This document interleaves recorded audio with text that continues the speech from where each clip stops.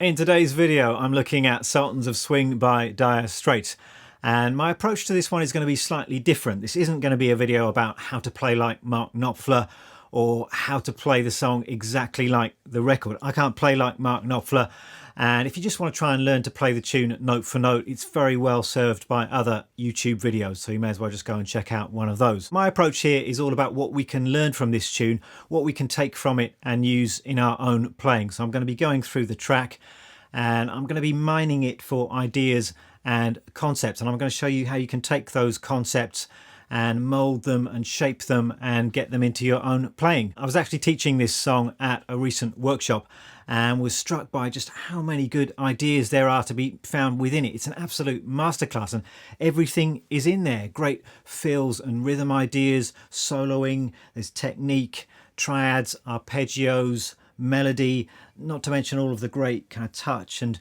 dynamics things that you can hear going on. It's a great way to learn about how the guitar works, and it's a great way to really understand the guitar fretboard. Now, I suppose if you're a fan of the more indie and alternative side of this channel, there might be a little bit of resistance there to learning some Dire Straits, but I do urge you to be open to this, simply because this tune is such a good vehicle for learning about how the guitar works, and believe me, it will be really beneficial to your playing. And incidentally, one of my favourite Mark Knopfler fun facts is that apparently at one point he gave guitar lessons to John McGeoch at some further education college in London, I think. So who would have thought it, Mark Knopfler giving lessons to a post-punk legend. But there you go.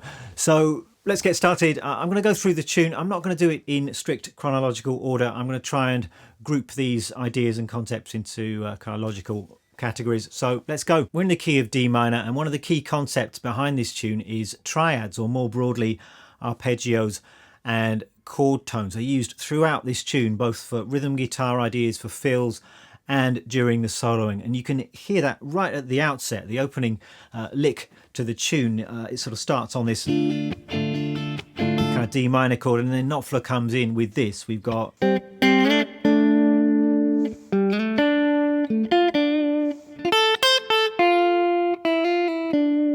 I just want to focus on this bit here.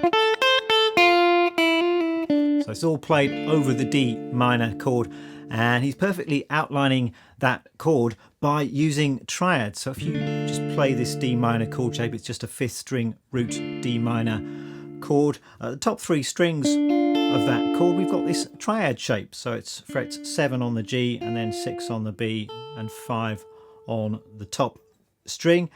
And the notes are D, F and A. That's the root, the flat 3rd and the 5th of D minor. And that whole lick is centered on that triad shape. Now, when you solo or you play licks or fills using triads, it means you're going to be hitting the good sounding notes. If you're playing on a D minor chord, then the notes found within that chord, fairly logically, those are going to be the strongest sounding notes. And those are the ones you're going to want to sort of lean on and resolve your ideas to much of the time. But then you can decorate these triads using other colours, and these notes are often taken from the scale or from the key, and that's exactly what's going on here. So this lick we've got, to start with, we're just kind of going up this triad shape. He's using kind of a sweep or a rake. So Knopfler, he's a fingerstyle player. You can play these ideas using a pick if you want to, or you can go fingerstyle or hybrid picking. So however you want to do it. I'm not quite so comfortable playing lead guitar with my fingers as I am with a pick, so I'm probably going to be using a bit of pick during this video as well. But I'm just kind of going up that triad shape. Then we're adding in this extra note here. This isn't in the D minor triad. It's actually a C, which is the flat 7. So we're turning this triad into a minor 7 arpeggios. So if you've got the 5th in a triad, if you go up 3 frets, you're going to arrive at the flat 7. So that's a good extra colour to include. And then we're hitting the flat 3rd, that's in the triad. Then we've got this, adding in another extra note here, the 5th fret on the 2nd string, which is the 2nd. So we've got the flat 7, we've got the 2nd, adding those notes in and around this triad shape to generate this lick. So that's the lick, and it's a nice enough lick in its own right. But if you really want to get these ideas into your playing, then you're going to have to do something else rather than just learning that lick note for note. So the first kind of obvious thing you might do is try and play it in a different place on the neck, try and play it against a different chord. And the important thing here for me is to have some kind of reference point with these ideas. So for me, the reference point is this 5th string root bar chord shape. I know that this triad lives on top of this bar chord shape, and that's where I can access this little selection of notes. So if I'm playing this lick or a similar idea against another minor chord, I can just kind of think about the bar chord shape. So if I'm playing a G minor chord here, I've got the triad living on top of that chord. That's how it would work against a G chord. If it's working against a C chord, you can play it down here. So that might be the first step. Another thing you could perhaps try is moving that idea onto another string set. So when I'm dealing with triads, often I'm thinking in terms of string sets. So we've got strings 1, 2, 3. The next set of 3 strings is strings 2, 3, and 4. And we could play the lick here. So I'm thinking here out of the 6th string root D minor chord, and I've got my triad shape here. I can find that flat 7 here. We just have to step out of position here to find that second. So you can play exactly the same lick here as well. And perhaps we could take it down onto the next string set. We've got, it's kind of coming out of this kind of C shape. If you're thinking in terms of the cage system, we've got our D minor triad, and then so already just taking that initial idea, we can play it against different chords, we can play it on different string sets. A further thing you might like to do is maybe write a lick of your own that's based around similar ideas, but it's not exactly what Knopfler plays. So maybe try something like this. So just a little variation on it. So instead of going up the arpeggio, I'm kind of coming down the triad, but I'm still adding in those extra notes, so the second and the flat 7 as well. So that might be a more kind of original variation on the lick. Play it in those other places as well, and perhaps you could come up with some ideas of your own. Later on in the tune, during the first solo, there's another idea which is a similar embellished triad shape, the bit that goes like this. So this is played over the C chord, and you can see this lick in terms of this C triad shape that he's just adding a couple of extra notes to. So that the C triad shape is this, it's coming out of this kind of C shape bar chord. You've got this 12, 13 and 12. This is a second inversion C major triad. He's adding in this note here, 13th fret on the top string, which is the 4th. You've got that kind of sus4 sound, and you've also got this note here, which is the 6th. So it's important with triads to know the function of the notes. So this triad, it's the 5th, there's the root, and there's the 3rd, and then the 4th is always just 1 fret above the 3rd. The 6th is always 2 frets above the 5th. So you've got those 2 extra notes that you can add into the basic triad. So just coming down the triad, adding those extra colours, and then landing on a really strong note, which is the root if you're playing against this C chord. Again, you can move this lick around. It's just based out of this little triad shape. So if you wanted to play it against an E chord, for example, you could just play it down here. Just thinking about that E triad shape. You could play it over on the next string set as well. So coming out of that C triad shape here, thinking in terms of this this kind of G form. You could play that against an E major chord. So I hope you're seeing my approach here, just taking these simple ideas and licks, understanding what's going on, and then manipulating the ideas, playing them against different chords, playing them on different string sets, coming up with some original ideas. You can get loads of mileage just out of these basic ideas. And triads are also a massive part of the way Knopfler plays through the chord progression to this song, whether it's playing rhythm guitar ideas and hooks, or coming out with little fills. So the basic chords are like this. There is actually a rhythm guitar player on this tune. I believe that's played by David Knopfler, Mark's brother, and that's played just using conventional bar chords, I think. So the verse chord progression, we've got D minor. I'll just turn myself on. D minor for 1 bar, and then 2 beats each on C and B flat, and then 2 bars on A. And I'm just using 5th string root chords here, so D minor, 5th string root bar chord, just moving down like that. That all repeats, so we go around again. D minor, C, B flat, A, and then we're heading to F, which is the relative minor chord or key. So we've got F for 2 bars, and then C for 2 bars, then B flat, 2 more bars, and then back home to D minor. That's the basic idea, and you can play it with this kind of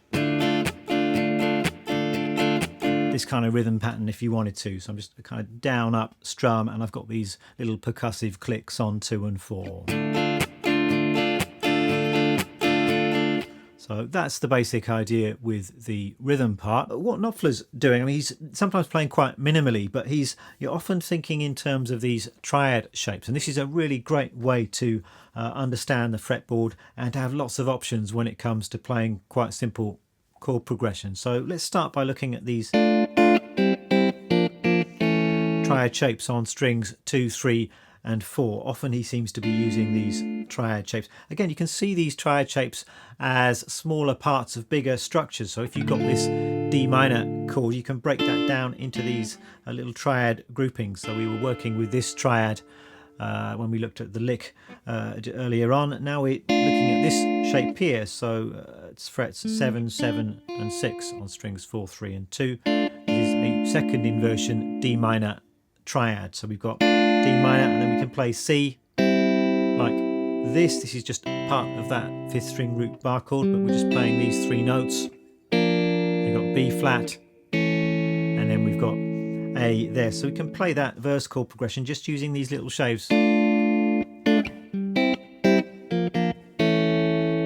So if you've got a rhythm guitar player, something that's quite busy, you can be quite minimal with this. Just little kind of interjections using these triad shapes. You can kind of split the triad shapes up into bass notes and double stops and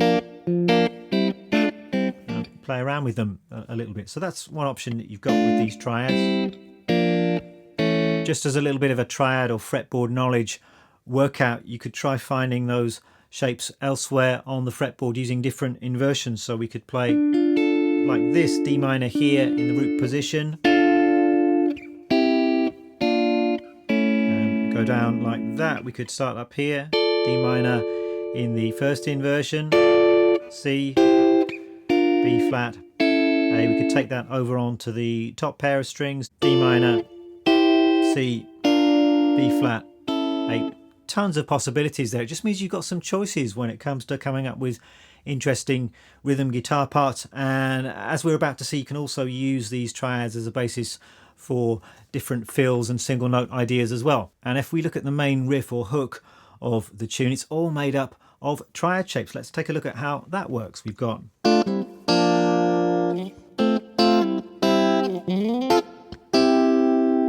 all triads. We're starting with the D minor shape that we've had before, C and B flat. That's just following the main chord progression, the main rhythm guitar part. And then we've got this. This is an F triad going to a C triad. Just kind of using that F triad in passing. And then we're doing this.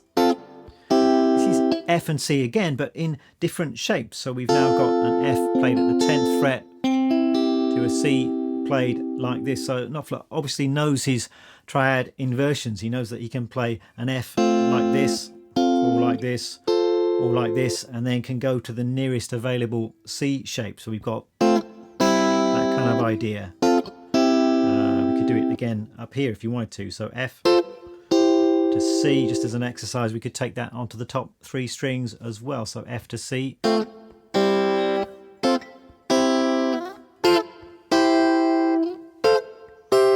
Really good little triad workout to try and work with pairs like that. See if you can find those all over the fretboard. Try it in different keys as well. Another great thing about that main riff is how melodic it is, and melody is perhaps not the first thing you think about when you're playing rhythm guitar parts, but you can actually hear that kind of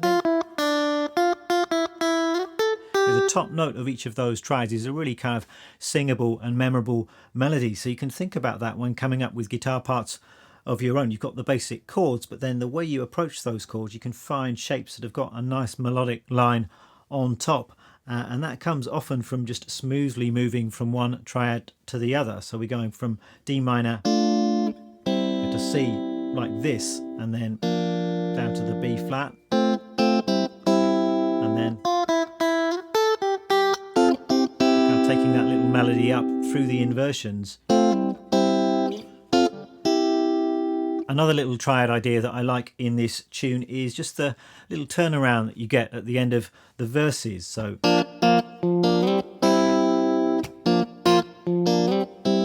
all just triad based, so it's B flat going to C, but what makes it nice is just adding in this extra note here. So we got the B flat triad and we're just stretching up to this F note here. This note is already in the triad, so it's still a chord tone.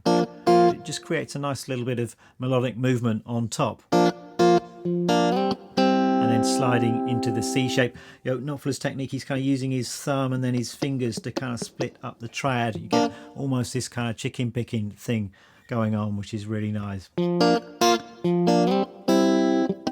Yeah, so I can't really play like Mark Knopfler. There is actually a really great isolated Sultans of Swing guitar part that you can hear on YouTube. It's a bit strange. It seems to be a mix of the rhythm guitar and then the lead guitar as well, with the rhythm guitar kind of ducking in and out. But you can really get a sense of exactly what's going on with some of these lead guitar parts. And his touch is amazing. There's lots of little kind of muted notes, this almost kind of chicken picking thing going on. It's not kind of obvious when you listen to the guitar part in the full mix, but when you haven't got that stuff there, you can hear all of these little pops and muted notes, which really adds to the feel and the groove of the guitar part. So there's a bunch of different triad ideas, and these are all concepts that you can use in your own playing. If you've got another song, just try and find the chord progression using these triad shapes. Try and use different inversions to come up with melodic parts and hooks. You can add in extra notes to these triad shapes, whether it's in a single note kind of lead guitar idea or whether it's in a rhythm guitar part. Let's move on and talk about double stops, specifically 6. And there are a lot of 6 in this tune. I think the first time you hear a 6th idea is when he just does something very simple like that, coming at the end of the verse chord cycle. So we've got the D minor,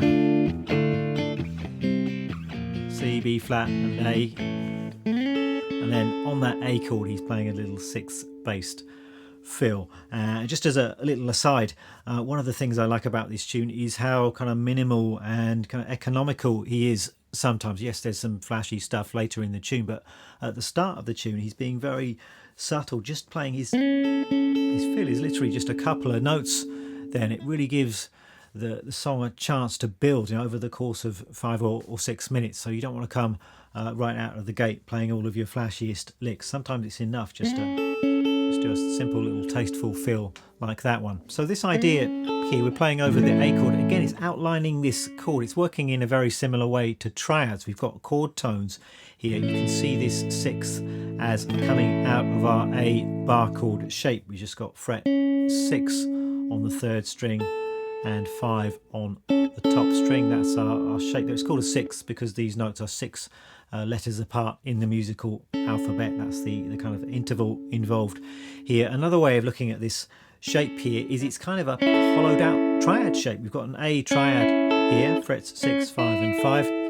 If you remove that middle note, then we've got this 6th interval. So it's good to have those reference points. I think all of these things are kind of operating at the same time. So I'm seeing this in terms of I've got the bar chord there as a kind of visual reference point on the fretboard. Inside that I've got these triad shapes, and then I can just split those triad shapes into double stops. We've got 3rds and 4ths, and then we've got this 6th interval in there as well, and this is just a really effective and kind of minimal way of outlining the sound of that chord. And what he does is actually adds in some extra notes to that shape as well, so I think he adds in the 6th fret on the top string, which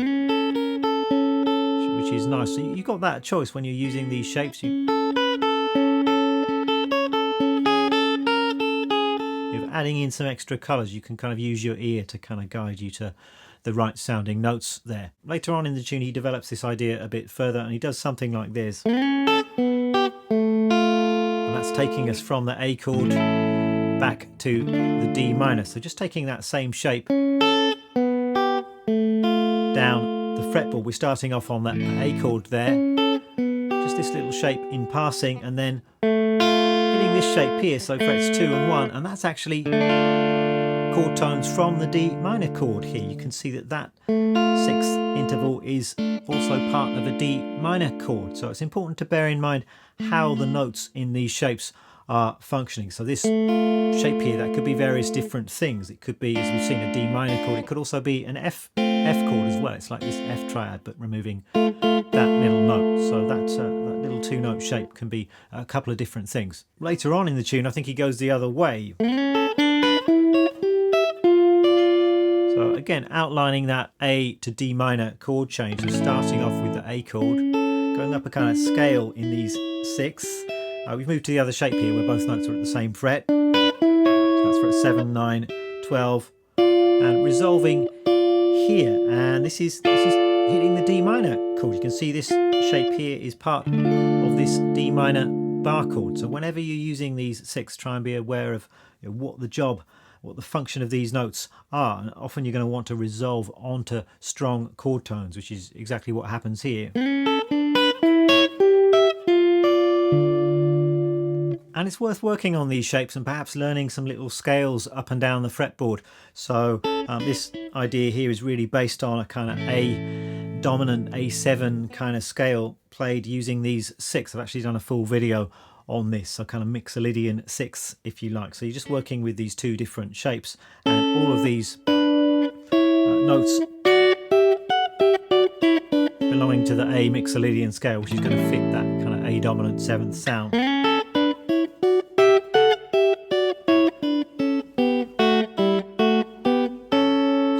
Worth learning that. You can also do all of this stuff over on the next set of strings as well. You can find those same notes here. You might like to relate those to this kind of C form bar chord grip, and again you can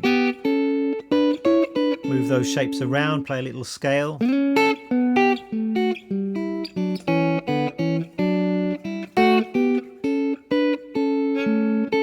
So some nice vocabulary to use, whether it's coming up with solo ideas or rhythm guitar kind of fills when you're playing against an A chord or an A7 chord. I use those kind of ideas a lot. I've used them a lot in my country videos, those kind of country 6.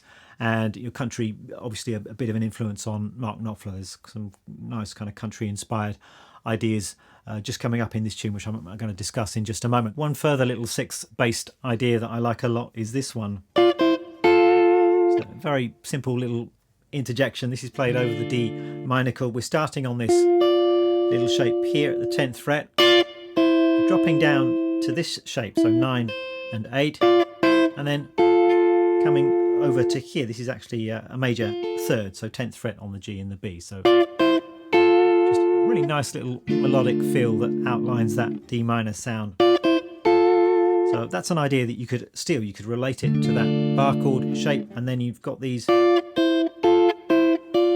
shapes to play around with.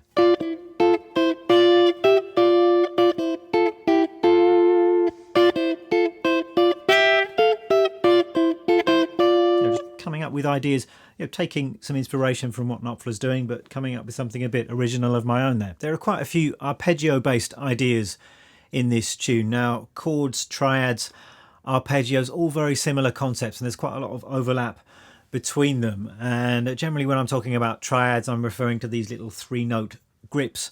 Arpeggios for me are slightly larger structures, so when I'm playing across more than 3 strings. So let's look at some examples here. So often when Knopfler is on the A chord, he's playing some of these arpeggio based lines. One of my favourite licks in the whole tune actually is this one that goes like this. We've got this descending kind of A major arpeggio based idea. So we're starting off, you can think in terms of triads here. So with bigger arpeggios, you can often see them in terms of groupings of triads stacked on top of one another. So here we've got an A triad, we're kind of coming down that. Once again, adding in the fourth there to the basic triad shape. And then really just playing the same thing down another octave. So we've got an A triad here and an A triad here. We can add in that fourth and kind of slide between them. I think what he's actually playing on the record is going into more of a scale idea, kind of a mixolydian at that point. But yeah, I might take that idea and change it a little bit and make a little lick that's more of my own idea. So maybe something like this. So just coming down those A triads to make a bigger arpeggio shape. So and I'm doing the same thing to take me down to the root there. So maybe that's a nice little lick. So maybe coming up to the high octave there, it's all fitting that A chord sound. My reference point here would be this A chord here, or this triad shape. And then if I wanted to play that over a different chord, for example, what if I play it in the key of C? So I'd be thinking C here. So nice kind of stealable Knopfler-esque lick that you've got there. Another A chord lick is a bit of a variation on that. You can hear him doing this. You can play that in various different ways. Let's play it in this position here. So it's once again coming out of this shape here, and coming down to this C sharp and then leaping up to the root. So it's not a bad idea to have these bigger arpeggio shapes mapped out. So this kind of C form A arpeggio you could play like this. That's a full kind of 6-string fingering of that arpeggio. Root, third, fifth, root, third, fifth. Play that low fifth. I would always start and finish these shapes on the root. That's the full arpeggio. Notice how this one is made up entirely of triad shapes stacked on top of one another. So we've got this, this, this, and this. And that's the case with most of these 6-string arpeggio shapes. You can map them out all over the fretboard, and it's a useful thing to have. So we could play down here, maybe here, here we've already seen, here, here. So those are all kind of the caged A major arpeggios all over the fretboard. Really worth knowing that. It's kind of an extension of triad knowledge, really, and they're useful when you want some slightly longer, maybe slightly more jazzy sounding lines and ideas. And this C shape seems to be one of Knopfler's favourites. She's using that shape a lot throughout this tune. Another lick is one that goes like this. Just coming down that arpeggio from this high E note, adding in that kind of sus fourth sound. In the main solo he's going up, just straight up that A arpeggio. I think on the record there might be perhaps some harmonics on the lower notes, but really a very simple but effective way of just outlining the chord that you're on. So you can take all of these ideas and use them in other contexts. If you're relating them to underlying chord shapes, to the caged system, it's very easy to move these shapes around the fretboard, move them to other keys as well. You could try coming up perhaps with some minor variations on some of these arpeggio licks as well. Let's take a look more deeply at Knopfler's approach to soloing then. And for the most part, he's very much a chord tone kind of a soloer. Broadly speaking, when you're taking a solo, you've got two different choices. You can play the key center, so you can just pick a scale and away you go, kind of hope for the best. Or you can describe the chord progression you're playing over in a bit more detail, much as a jazz player would. And that seems to be the approach that Knopfler favours most of the time. I mean, yes, there are some blues licks and some country licks in this tune, but in the main solo in particular, he's really outlining those chord changes in a very clear and melodic way. Let's take a more detailed look at what he's doing in this first solo then, and hopefully there are some ideas that you can take away from this and apply to your own solos. He's playing over the verse chord progression. His opening lick goes like this.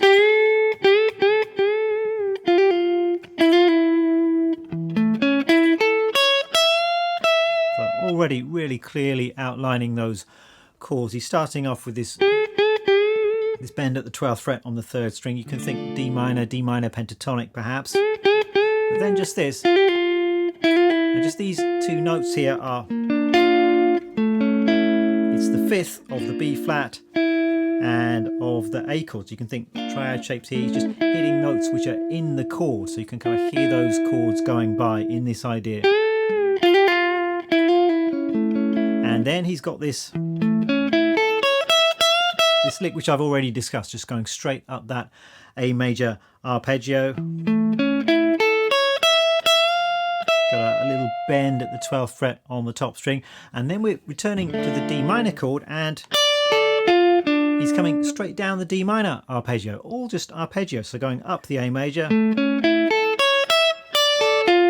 Really clearly outlining the chord changes in a very smooth kind of way. So he gets to the top of the A arpeggio and he goes to the nearest note in the D minor arpeggio and then descends. So it's important to you have those notes under your fingers. It might help to visualize the arpeggio shapes or the chord shapes. So I'm really thinking this kind of C shape for the A chord, and then I'm going into this kind of 6-string root D minor shape, just coming down the chord shape here. Continuing, and this is just, you couldn't get much simpler. He's just playing the root notes of the chords as they go by. So we've got the C to the B flat to the A. So you don't need to overcomplicate this whole chord tone soloing thing. Sometimes just targeting the root note is enough, and that's exactly what he's doing here. So you're just embellishing a little bit. Maybe approaching that root note from 1 fret below, that kind of that kind of jazzy enclosure thing. So we've got our root note here, we're playing 1 fret above, 1 fret below, and then we're hitting that target note. But essentially we're just playing the root notes of the chords.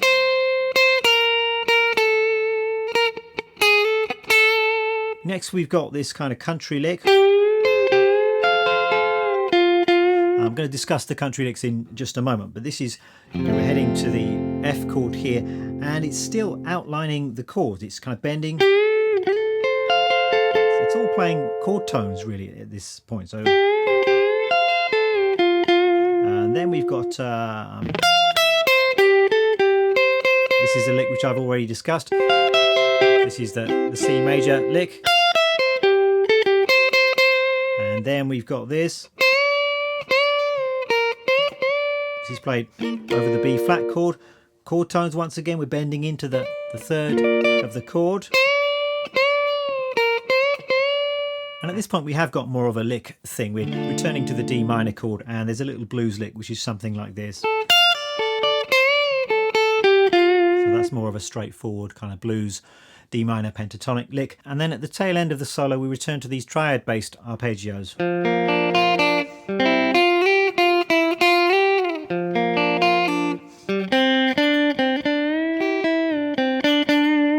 Those shapes that we've already spoken about, going up and down these arpeggios, adding in some extra notes occasionally, and then ending with another of these country flavoured licks. So it's a fantastic solo, but the overall idea that I would try and take from that is this whole thing of outlining a chord progression using arpeggios or smaller triad based shapes. And of course the challenge here is to make that musical. You know, it's one thing just knowing these arpeggios and shapes all over the fretboard, but then you need to be able to hear melodies, and part of that I think is just connecting smoothly between the shapes. So that's where fretboard knowledge does come in handy. You're not kind of leaping from one familiar shape to the other. You've got everything under your fingers in one position, and then you can create smooth connections and smooth melodies. So you might like to learn this solo note for note. You might like to try and you play your own solo over this chord progression, or try this whole chord tone approach over a completely different chord progression. But there's tons of lessons you can take from this solo. Let's talk about some of these country licks then. And country, obviously quite a big part of the Knopfler style, and a lot of these licks are really great and really stealable, and you can use them in other contexts as well. So the first little country flavoured idea that you hear is really just this little interjection or fill in the first verse, I think. So again, it's played over that A chord. So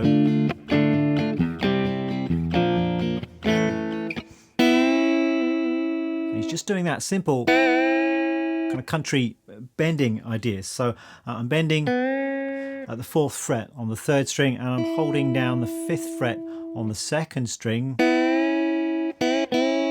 Nice country sound. So I apologise, it's sounding a little bit out of tune. This the vibrato arm on this guitar is floating, so kind of when I bend up, it kind of pulls the B string a bit flat. But they sound better on a Telecaster. But you get the idea. It's this nice kind of country flavoured bend.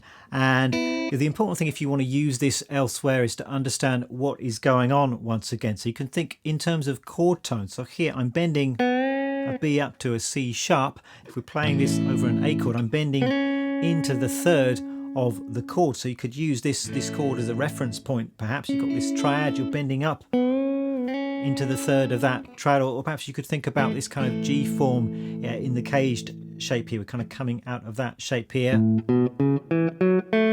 You've got your A major pentatonic scale, we're bending that note up.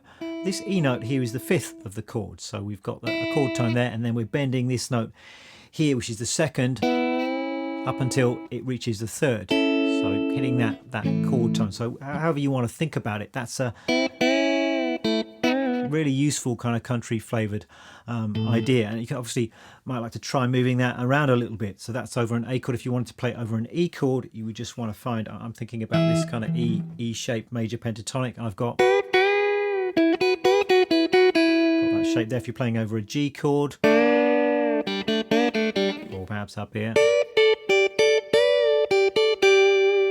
Later on in the tune, he plays a variation on that lick, or it's really the same lick but moved up 3 frets. We've got this, and that's again played over the A chord, and here it's giving you more of an A7 kind of a sound. So if you're thinking in terms of chord tones here, we're bending up a D to an E, that's the 5th of this chord, and we're holding down the 8th fret on the 2nd string. This is the flat 7. It's giving you that A7 sound. So my reference point here is just this A bar chord grip, and I've got this little lick. So you've got both of those options over the A chord there. You've got this sort of sweeter hitting the major 3rd, and you've got this bluesier 7th chord kind of a lick. So if you've got this bar chord as your reference point, if I wanted to do that same idea over an E chord, I've got this one, or I've got this one. Both of those work nicely over that major bar chord. And he's using this idea a lot in this tune. I haven't counted how many times it crops up, but probably 5 or 6 times. He plays a similar lick on the top 2 strings at one point. So we've got, that's exactly the same idea that we had down here, but playing on the top 2 strings. So I'm bending 12th fret on the B string, I'm holding down 12 on the top string. So that's outlining that A chord sound once again. I'm thinking this grip as my reference point, and then I've got that lick kind of living in the top of that shape. He often uses that idea to go into the F chord. So if we're heading to the F chord, I'm thinking this kind of F chord shape here. You can hear that's outlining the F chord. I could do that here as well. So these licks are very versatile, and if you've got those chord reference points, they're actually very easy to manipulate. You can easily change key, play over different chords, play in different situations. What else have we got? Another great country flavoured lick is this one. Goes something like that. So it's once again played over that A chord. It starts off kind of as a blues lick. It's just a straight A minor pentatonic type blues lick, but then the country element is this. So we're bending at the 8th fret on the 2nd string, and with pinky I'm playing this C sharp here. This is the major 3rd, holding the bend, and then coming down and then playing this B note here. So the lick kind of starts off bluesy and then goes a bit kind of sweeter. So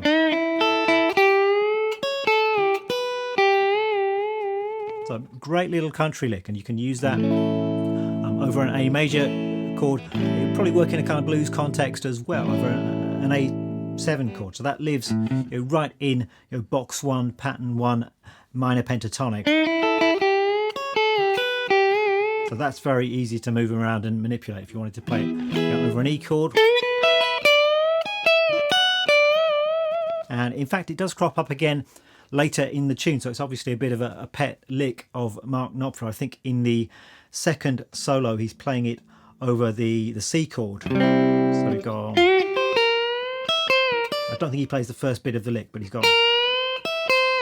certainly plays that little bit over the C chord in the end solo. And there's one more country idea which I want to briefly talk about, which is this one here. And this is played over the F chord, and it's F major pentatonic based. So you might like to think about your G form of the F chord. You've got your major pentatonic scale here, and we're starting off with this kind of bending thing. So bending at the 12th fret on the 3rd string, and with my pinky I'm holding down the 13th fret on the 2nd string, and also the 13th fret on the top string as well. So you're going to need to kind of flatten down your pinky over both of those strings, and then you've got that kind of idea. You can push up the bend, hold the bend, and you can play those 2 13th fret notes. So again, apologies, it's sort of drifting a little bit out of tune, but it's definitely got that nice kind of pedal steel kind of country flavour on that lick, and it's another easy one to use. You're just thinking about that major pentatonic reference shape, and you can kind of move it around. So if you wanted to play it against an A major chord, for example, you could just come down here,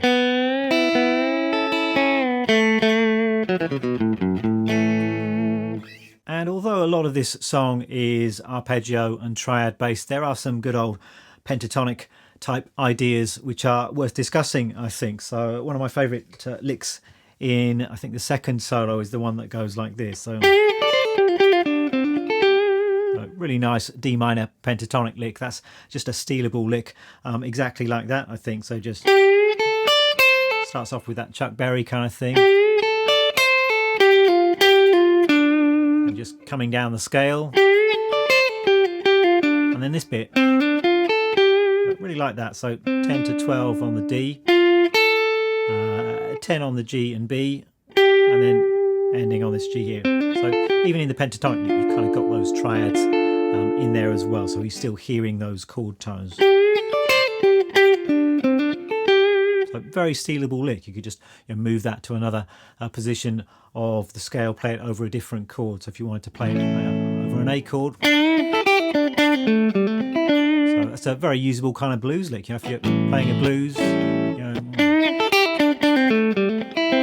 maybe just change the last note. If you're playing over an A7 chord, you could go,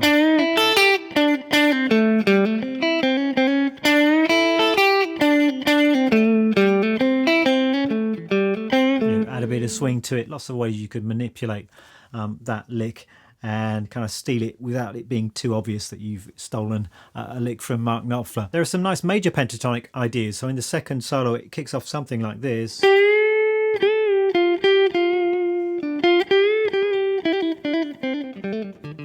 So just these little kind of major pentatonic flutters. So if you know your C major pentatonic scale,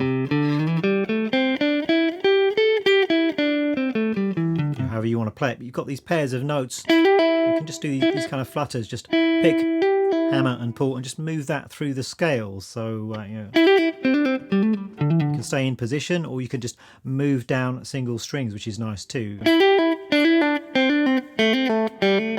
And at the very end of the tune, I think he does it a bit higher up the neck. So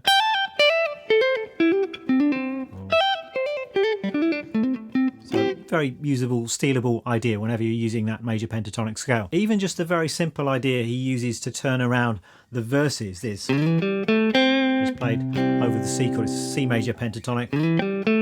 Just 4 notes, but you can still get a lot of mileage just out of that little lick. It's just a really nice little blues lick potentially. You know, if you're playing over a kind of blues in C, you could go take that major pentatonic lick and follow round the chord progression perhaps. So if you've got this kind of, you know,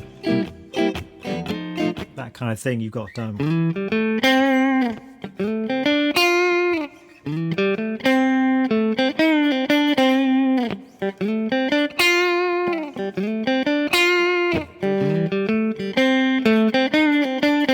the 5 chord.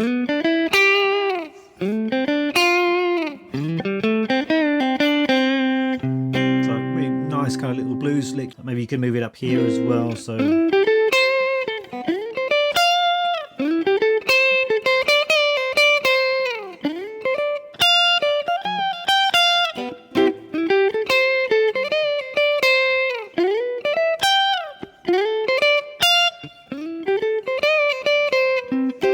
they're just relating it to chord shapes once again. So you've got the kind of the major pentatonic shape there related to this C grip, and then you can also relate that to the, you know, the 4 and 5 chords coming out of this E grip. So the end solo, the bit that goes like this,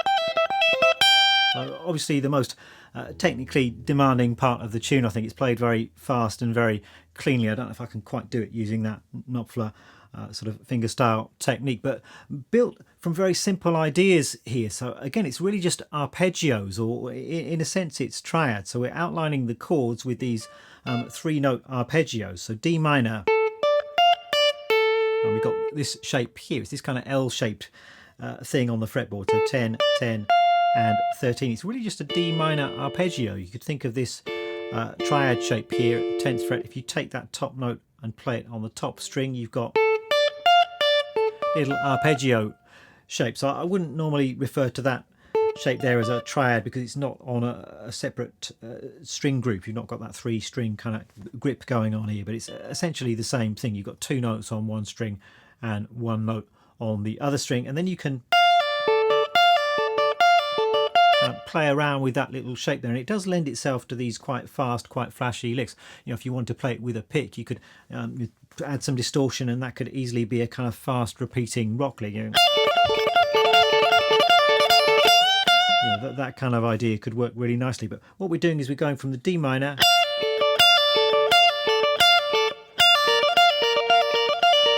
and then it's a B flat arpeggio. So we've got the root, 3rd, and the 5th. Again, 1 note on this string and then 2 on the top string. You'll notice how it's changing very smoothly. We're just changing 1 note here, the 10th fret on the B to the 11th fret, and these 2 notes are in common between D minor and B flat major. So you just need to change that 1 note to really describe the chord change. So we're going from this to B flat, and then move that same shape up 2 frets, and we've got C major.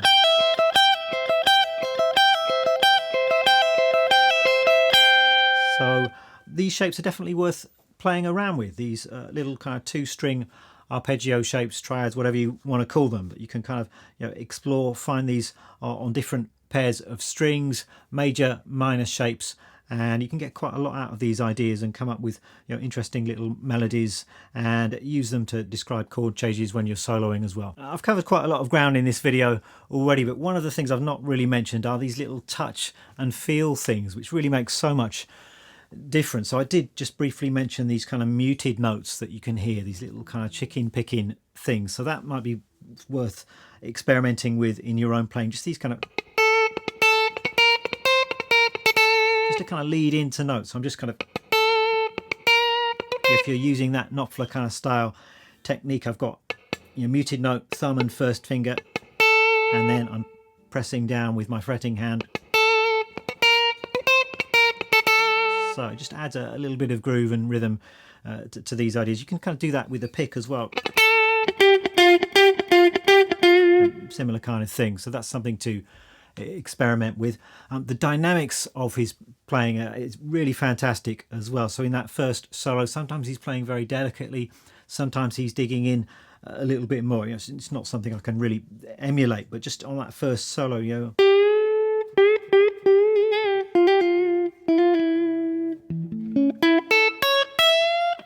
maybe with that lick I'm starting off quite soft, gradually ramping up the volume and just digging in on that bend, maybe going softer there.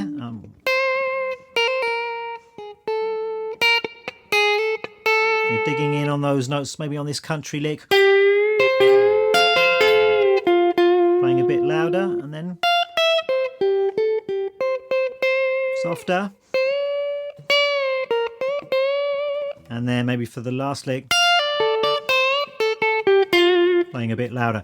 So I'm not playing exactly like Knopfler, of course I'm not able to do that, but just trying to give you some sense of how you can add dynamics to a solo, and it really helps bring it to life. I think I'm going to leave it there for this particular video. Of course there's still stuff that I've not spoken about in this tune. It's just so full of great ideas, but my main intention here was just to give you some ideas, some concepts that you can take and run with and make a part of your own playing. So I hope you found the video interesting, and more broadly speaking, this is the kind of approach I would take with any artist or guitar player that I really admire. I'd take a look at what they're doing, and I'd see the general concepts behind their licks and see if there are some things that I can steal and import into my own playing. So it's something that you could try with any guitar player. Maybe try it with some of your favorite guitar players and see what you get out of it. So thanks very much for watching. There will be some tabs over on the Patreon page. I don't know if I'm going to write out every single note that I played in this video, as I have played quite a lot of notes,